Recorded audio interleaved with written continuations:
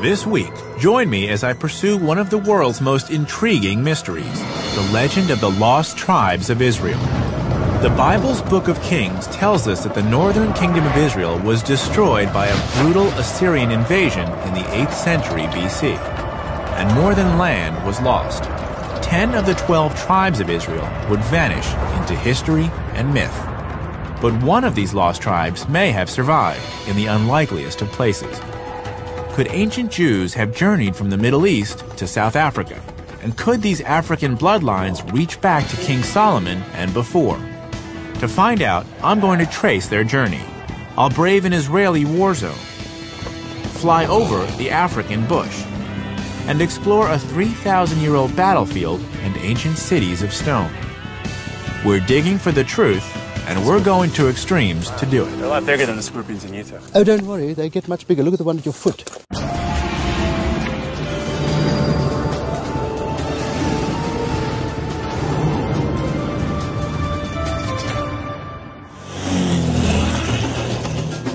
This is the Limpopo River, the northern border of South Africa.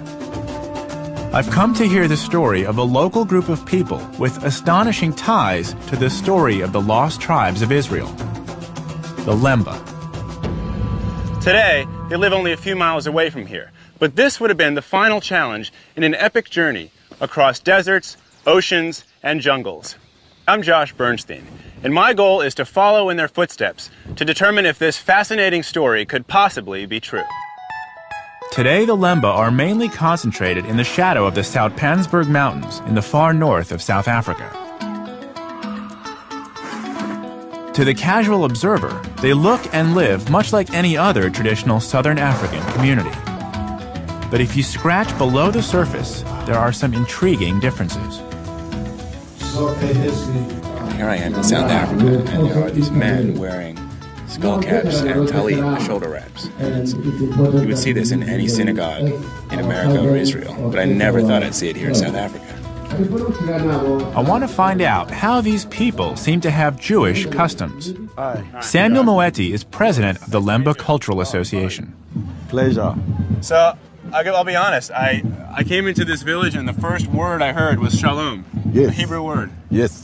How's that possible? How is it that the Lemba are speaking Hebrew? The Lembas are the original Hebrews, and they were scattered, as you know, and they crossed into Africa. So they were scattered all over.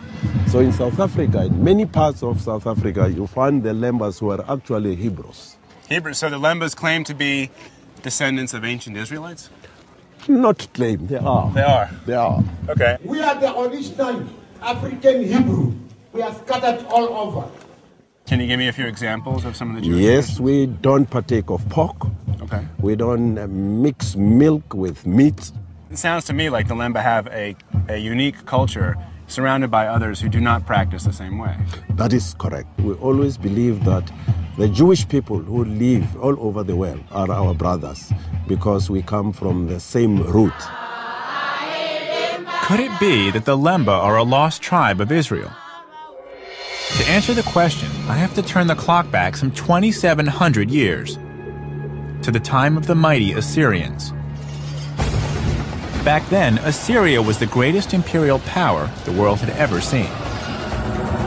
And it had set its expansionist sights on the northern kingdom of Israel. The northern kingdom, composed of 10 tribal groups, was completely destroyed. Any surviving Israelites were enslaved and taken to Assyria, what is now the nation-states of Iraq and Syria. Little is known about the fate of these lost tribes, but for 2,700 years, hope remained. Could the Israelites have regrouped? Could some have escaped their captors and fled? Could a group of wandering Israelites have survived the elements and continued on, faithful in some land far from home? Jerusalem. There's no place more associated with the Jewish people. But as I walk through its narrow streets, I can't help but appreciate how deeply connected the people of many faiths feel to this city, and how millions of people around the world have a connection to this place, including me. My father was born here, and I probably have ancestors who were here when the Assyrians broke up this land.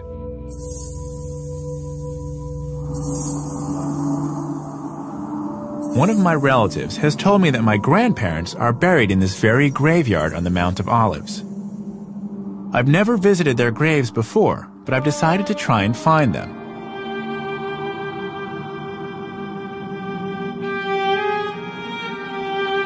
So after 10 minutes of wandering, I found them. So this is my grandmother. This is my grandfather. This is my great-grandmother. My great-grandfather. This actually means something to me. There's a connection for me that speaks to what the significance of heritage is. And for the Lemba, I understand why they might be interested in claiming some historical identity with Jerusalem. This is only 2 generations ago. For them, it's thousands of generations. People have claimed to have found lost tribes all over the world, from Siberia to Australia. Some of the first Europeans to land in the Americas assumed the natives were lost tribes and even tried to communicate with them in Hebrew. Historian Hillel Hulkin has written a book about the lost tribes and thinks that they could still exist today. Hillel, why are you so passionate about the lost tribes of Israel? The lost tribe myth really is, through Jewish eyes, among other things, a story of tough Jews, living still like the Jews' biblical ancestors, independent, warrior-like, fearless, all the things that Jews in the diaspora over the ages generally were not. Was this the first Jewish diaspora then? Yes. So we have some archaeological evidence, besides Syrian inscriptions, to show that these Israelites were deported to various parts of the Assyrian Empire. But after that, they disappear from history. What's the big deal with being a lost tribe? What is the attraction for these people to claim, I was one of the lost tribes of Israel? Well, the big deal, you have to understand, is not so much that people are claiming to be lost tribes, but the fact that the Christian and the Jewish world have been looking for hundreds or even thousands of years for the lost tribe. It's the search for the lost tribes that is really the historically fascinating phenomenon. By now, the trail left by the lost tribes has gone cold. But perhaps the Lemba's oral history, handed down over the generations, can help us make a connection to the lost tribes of Israel. The Lemba's story goes like this. Thousands of years ago, they were forced out of Israel and settled in a place called Senna, which is believed to be the present-day Yemen. There, they lived as traders and craftsmen until war or natural disaster pushed them across the Red Sea and into Africa. Then began a slow migration south. Along the way, according to the Lemba, they built great stone cities. It's a claim that's fascinated archaeologists. Why? Because the ruins of ancient stone cities still exist in southern Africa today. It's also where I need to be exploring next. I had no idea how big this site was. I'm on the trail of an African tribe, the Lemba. They claim ancient Israelite ancestry and could just be one of the lost tribes of Israel.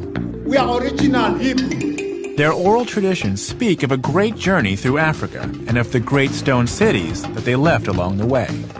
I'm on my way to see one now.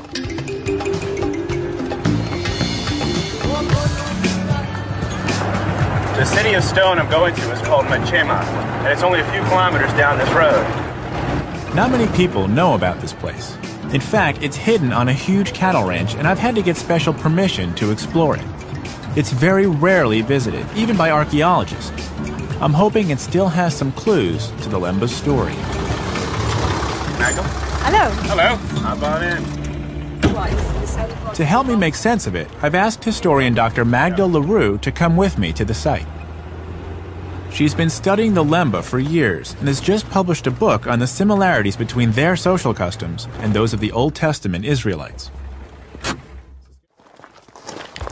So Magda, there are specific parallels between the religious practices of the Lemba today and the religious practices of ancient Israelites. Definitely. They've got remnants of an ancient type of Israelite religion. So in a way, they conserve this very special ancient type of It's like old school religion. Yes. But how do they maintain that religious identity How'd they keep it intact for so many years when there was this long journey from Israel down to South Africa? You see, that's a question. I think it's by means of their oral traditions. But they kept themselves separate from other groups. They lived with other peoples, moving with them, migrated southwards. Oh, that is one of their salient characteristics, is that they keep up their culture. They just live it. You know, Is this cultural resilience the key to the Lemba's survival during their epic journey across 4,000 miles of land and sea? And could there still be any physical evidence here at Machima which supports the Lemba's claim to having made the journey? This once thriving settlement is now easy to miss, so we've asked one of the farm workers to take us to the site. Waiting for us at the top is archaeologist Richard Wade. He believes he's found some material evidence which links this site with both Yemen and Zimbabwe, two of the places the Lembas say they traveled through. Come and have a look at these amazing things here. There's a potter's weaving weight. A potter's weaving weight. Saw this thing. It's the form of a spinning jenny, and this, of course, is found in Yemen. But basically, this, apart from that, look what else.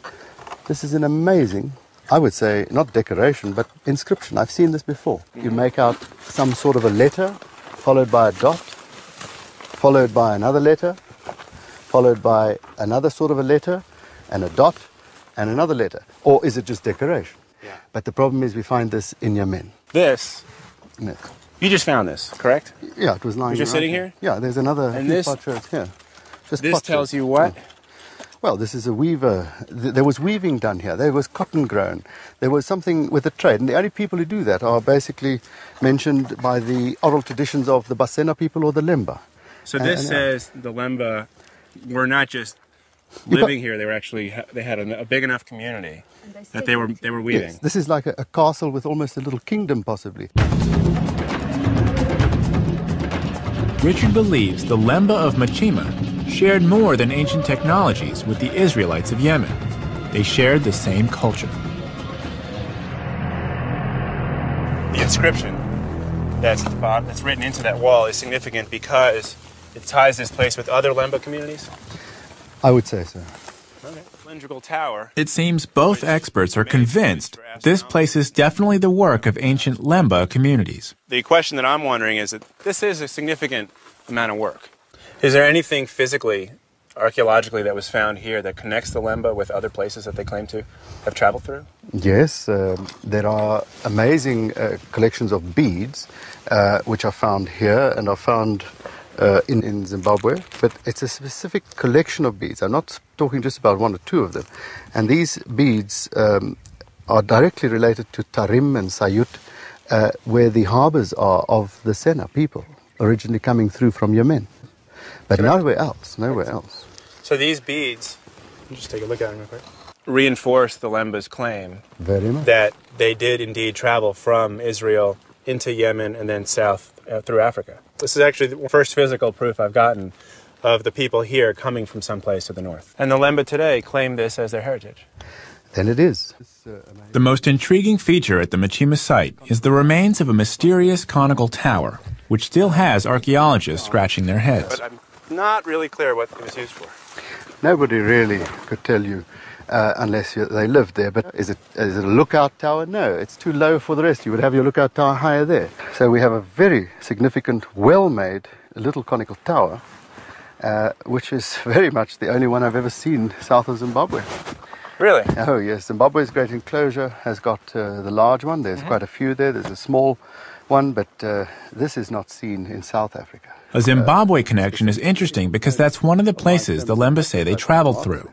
And these are the Lemba. Then this was built by the same people who built the one in Zimbabwe? Definitely the same people. The same stonework is here, the same bead types, the same weaving technology. Richard lays out some convincing evidence that the Lemba did indeed build this place, and could also have built the largest ancient stone city in sub-Saharan Africa, where I'm heading next. The ruins of Great Zimbabwe. It might be a bit of a long shot, but it's definitely worth a closer look.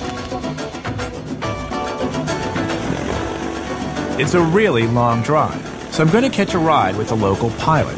This'll also give me a chance to see what the Lemba would have been up against on their long trek through the African bush. By the time I find out that this little plane isn't stable on windy days, it's too late. And we're off.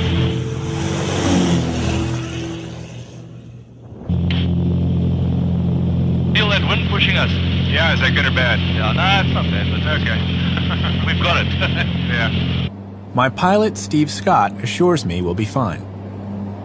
This is the Limpopo riverbed here. Limpopo, and that's Zimbabwe over there. This is Zimbabwe right That's there. Zimbabwe. And South Africa's right here. Yeah. Wow, this is stunning. According to the Lemba, this was the final obstacle they faced on their journey from Israel to South Africa, the Limpopo River. It's the dry season now, but it's still full of crocodiles, just one of the wild animals anyone trying to cross this land on foot has to steer clear of. And there would have been a lot more of them back when the Lemba say they made their journey.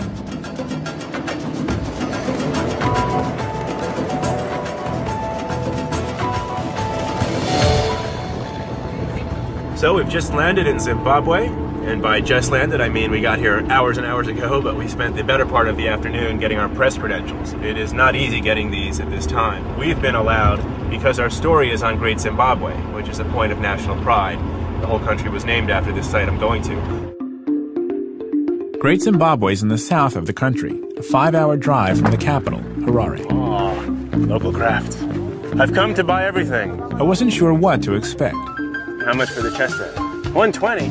30,000. Keep in mind that $1 US is currently 6,000. This country used to be one of the most successful in Africa, with a huge tourism industry. But government policy has driven most tourists away. Very much. Bye. Thank you. Life's not much different in Masvengo, the town nearest to Great Zimbabwe, the ancient city the Lemba claim to have built. And tomorrow I'll find out if their claim is true. And I'll get my hands dirty learning how they built it. All right. I have made fire. I'm on the trail of an amazing group of people who now live in southern Africa, but claim to have made an epic journey to get there. So the Lembas claim to be descendants of ancient Israelites? Not claim. They are. I've learned that 2,700 years ago, the Assyrian Empire scattered the population of the northern kingdom of ancient Israel, creating the so-called lost tribes of Israel. The Lemba story is that they settled in Yemen before crossing the Red Sea and traveling inland through Africa, where they built great cities of stone. I've seen evidence of one they built near their current home in South Africa. Now, I'm backtracking their journey to explore a structure they claim to have built centuries earlier, and which could be their greatest legacy, Great Zimbabwe. It's been a long journey getting here, but I couldn't miss the chance of seeing the sunrise. And as more of this place appears out of the dawn mist, I begin to get an idea of its scale.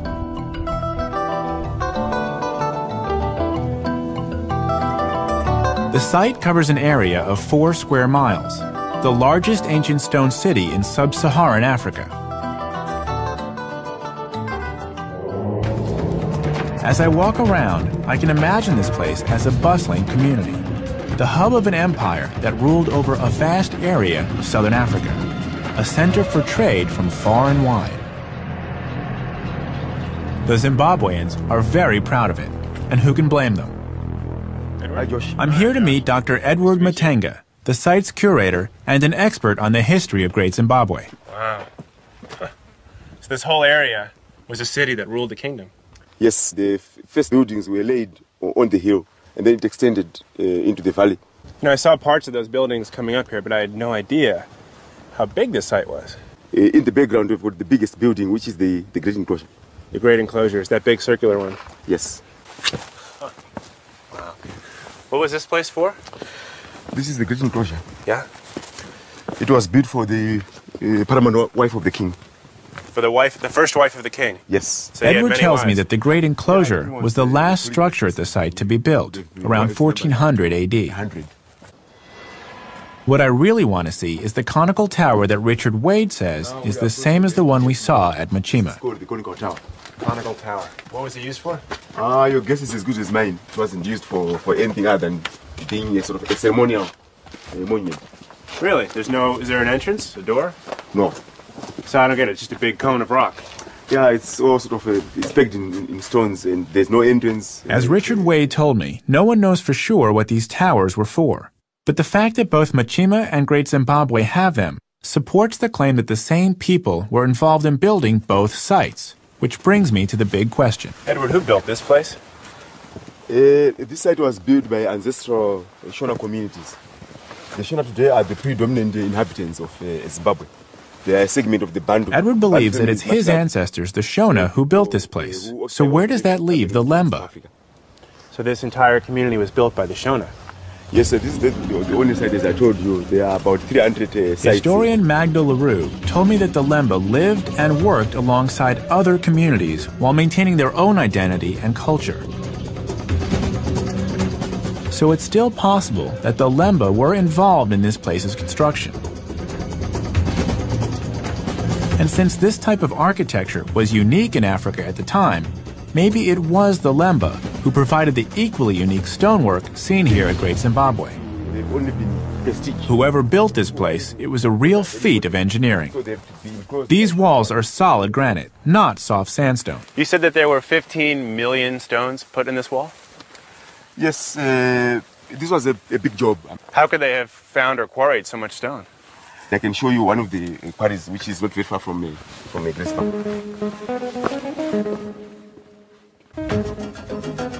Edward has taken me onto one of the hills around Great Zimbabwe.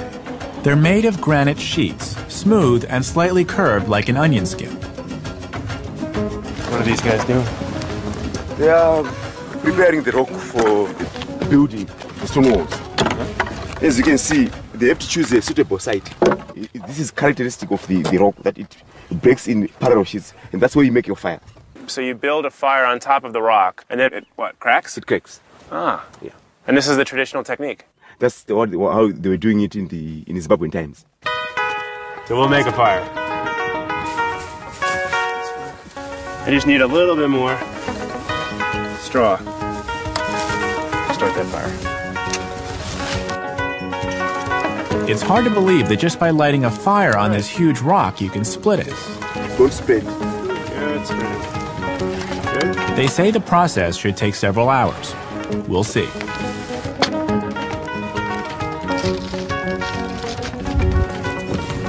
Gotta keep stoking the fire.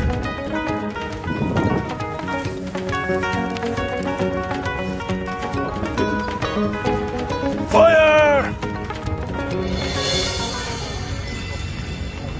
That looks good. And that's actually right on top of the fracture. Yeah. So that's good, right? Yeah. So once it starts cracking, we just kind of watch it go all the way along the way. Yes. And then you have to push the fire this side. Remove. I heard that. I heard that. You hear that? Yeah. This pop explosion. The rock's starting to crack. You can hear it before it starts to go. There's the crinkling, the crackling of the fire, and then below it, you can hear the rocks kind of going ding, ding, ding, ding, ding, ding, ding, ding, ding, ding. It's going down there, so it just went all the way down there. You can't see it, we have to move the fire, but it looks like it runs all the way down here to the end. Hey, that's a little hot. You don't have any eyebrows left. Yeah. I see we're using metal tools. Would the Shona have had metal tools? No, except for iron hammers. Iron, so they had iron. Iron hammers. But the hammers were probably used to break the rock. Yes. More than this kind of thing, they would use wooden rakes. Wooden rakes to move everything. Move everything. And then the iron hammers would be used to break the rock later. Break the rocks and then trim them. That's it. A perfect one. Again. That's a perfect one? Yeah. I made this one. The building blocks for the great enclosure were basically made in this way. So all of the building blocks for the stonework that we saw yes. is made this way. I can see now where the building blocks for Great Zimbabwe came from. But I still haven't gotten to the bottom of exactly who built it. Were the Lemba involved, as they claim? They are an African people, just like the Shona. They are Shona speaking today. So it's possible their claim may hold some weight, that they were here. they were certainly here, but whether they built the stone walls or not, it's very difficult to substantiate. As I said, I mean the evidence that is available at the moment in terms of oral testimonies is vague. Okay. Well, but at least there's a possibility. Great Zimbabwe certainly fits the description of the great stone cities the Lemba claim to have built, and Edward confirms that the Lemba were definitely here. Even today, they have communities not far from here. Amazingly, the Lemba who live here in Zimbabwe, just like those in South Africa, really do believe they're Hebrews, and the cities of stone they claim to have built do seem to support their oral traditions. But does this make them a lost tribe of Israel?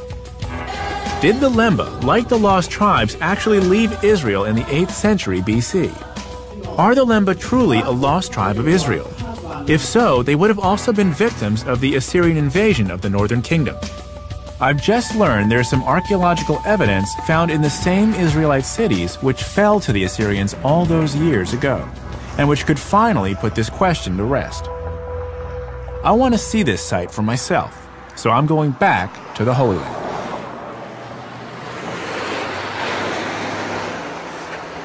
I'm now in Israel, just a few miles north of Jerusalem. I'm on my way to Shomron, which in English is Samaria.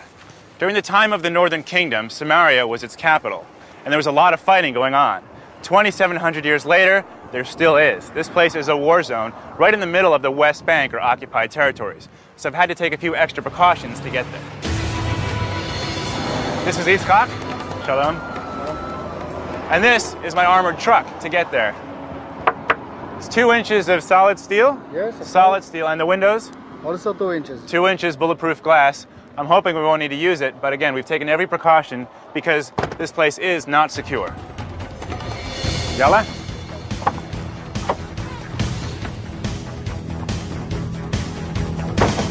We're trying to get to an archaeological site called Sebastia. It may hold vital clues about how the Lemba's epic journey began. But it's on the other side of a heavily guarded checkpoint. Will we be able to get in? I'm on the trail of the Lemba, an African tribe who now live in South Africa, but claim to have made an epic 4,000-mile journey from Israel to get there.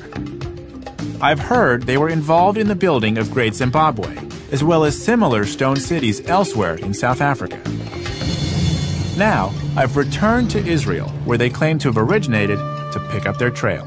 If the Lemba are a lost tribe, they must have been present when ancient Israel split into the southern kingdom of Judah and the northern kingdom of Israel. This was also the time that their neighbor, the mighty Assyrian Empire, was building in strength.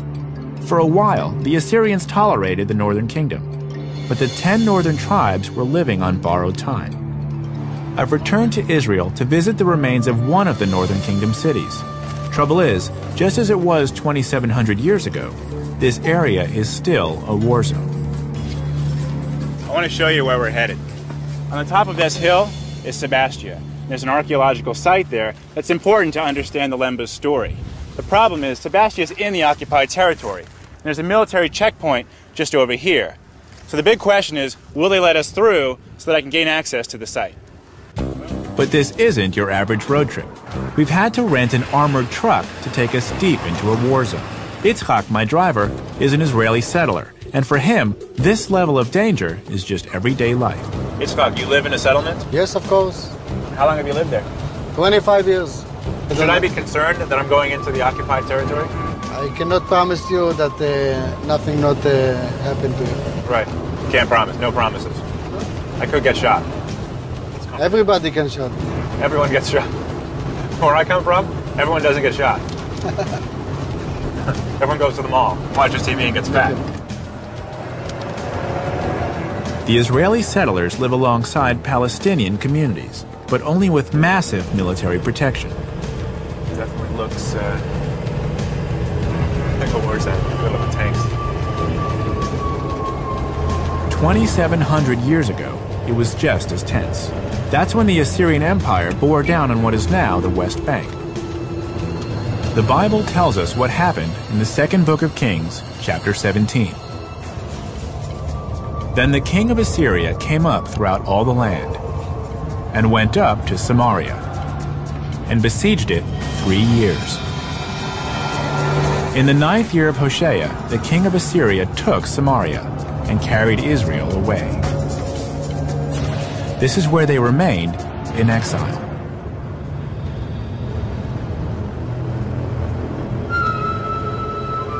We're now approaching the checkpoint. We've been working on gaining access to the Sebastia site for weeks, and yesterday we finally got permission. But we were warned that if there's even the smallest bit of trouble in the occupied territories, we won't be allowed to the site. See those tanks? Oh, this doorway is like 1,000 pounds. Wow, okay.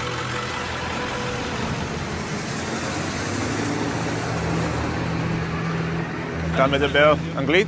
So I want to go to Sebastia, the archaeological site. Archaeological site. Yeah, is there an officer? We have with the History Channel. يفشل الكنس كان. And yesh, how do you say permission? You know the word permission? Yesh lanu permission. It's my horrible Hebrew, you know. I forget all. When he has a rifle, you tend to forget all the words. It's dangerous. Really?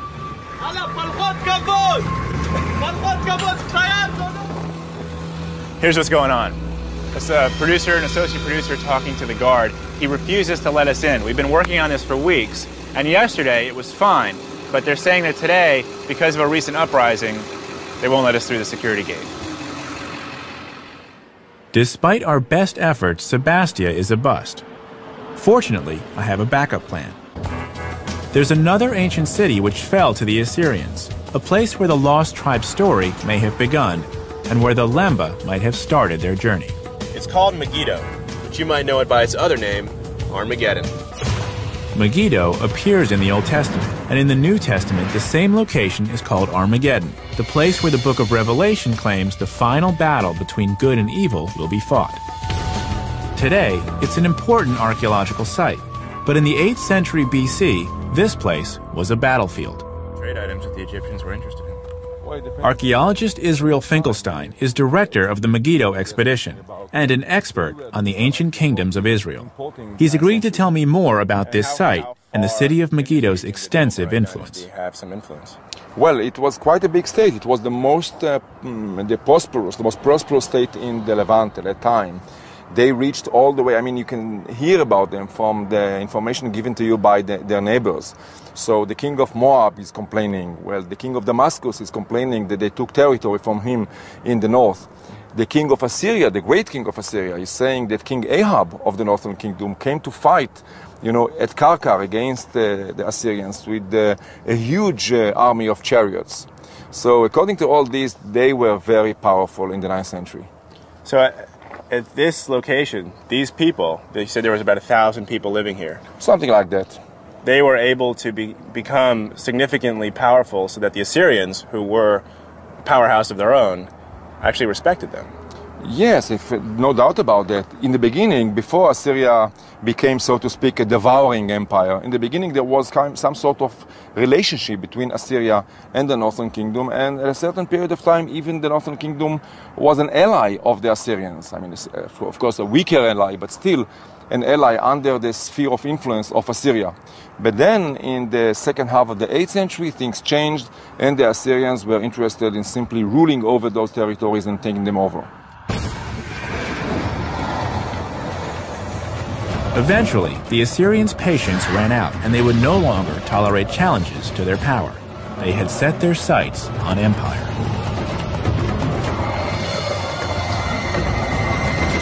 The Assyrians' advance was swift and decisive as city after city of the Israeli kingdom fell to their mighty army.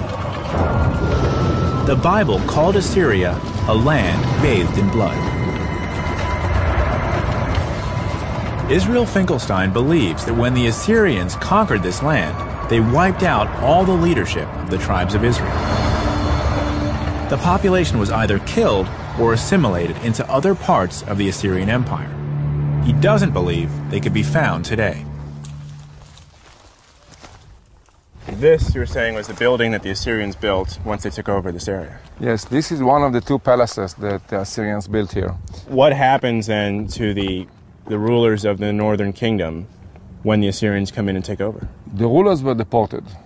We don't know whether all of them, part of them, most of them, many of them. We don't have this kind of information, neither from the Bible nor from the Assyrian text, and of course not from archaeology. Archaeology cannot speak about a person. But most of this population probably assimilated in Mesopotamia. So the people who are on a quest to find the lost tribes and to recover them and bring them back to Israel, they would only have to travel as far as Mesopotamia? I don't think that you can travel anywhere and look for the lost tribes. I mean, this, I make a distinction between what we know from archaeology, history, and so on, and all sorts of popular ideas of going this way or that way and finding a lost tribe. There's no need whatsoever to go around the world, in my opinion, and look for lost tribes. Fair enough. But the archaeology here says that the people did leave. The people did leave, the people did die, the people, some of them were deported to Mesopotamia, some of them continue to live here. Okay. Well, that's valuable, and seeing this certainly brings to me a sense of what community existed in the northern kingdoms. To me too. Israel Finkelstein tells me that Assyrian rule lasted for almost 100 years, that they went to great lengths to split up ethnic groups and cultures. So if it's true that none of the 10 lost tribes could have possibly survived intact, where does this leave the Lemba? I've certainly seen some evidence that they did make at least part of the journey they claim, but I can't prove a link to the Holy Land. There seems to be no trace of them left here at all. But there's one piece of evidence the Assyrians couldn't destroy. If the Lemba's claim is true, the proof should be in their blood. It's now possible to trace the Lemba's ancestry through their DNA, and that's just what scientists in South Africa have done. I'm going back to the Lemba's current homeland to find out the truth behind this fascinating mystery. Doctor? I've returned to South Africa, the current home of the Lemba, an African tribe who call themselves Original Hebrews. We've traced the journey they claim to have made across the whole continent of Africa. I've seen evidence the Lemba were traders and craftsmen, and that they helped build great stone cities in Zimbabwe and South Africa. But it's proven very difficult to locate any evidence linking the Lemba to the famous lost tribes of Israel. But I'm not finished yet. In fact, there could still be solid proof behind their claim to Jewish ancestry. That's why I've come to Johannesburg. The scientists here at the National Health Laboratory Services have screened the genetic profiles of the Lemba and their neighboring tribes, the Venda and the Bantu. They've come up with some revealing conclusions. I heard of the Lemba many years ago. Dr. Trevor Jenkins has been the lead geneticist in the study of the Lemba for the last 20 years. And I didn't really have much interest in pursuing their actual identity until a friend who had been studying the Lemba had detected some Jewish influences in the music of the Lemba. So their music actually differs from the people around them. And that brought you in to study the genetics? Yes. So the genetic data doesn't say that the Lemba are Jewish as much as it says they have Semitic origins.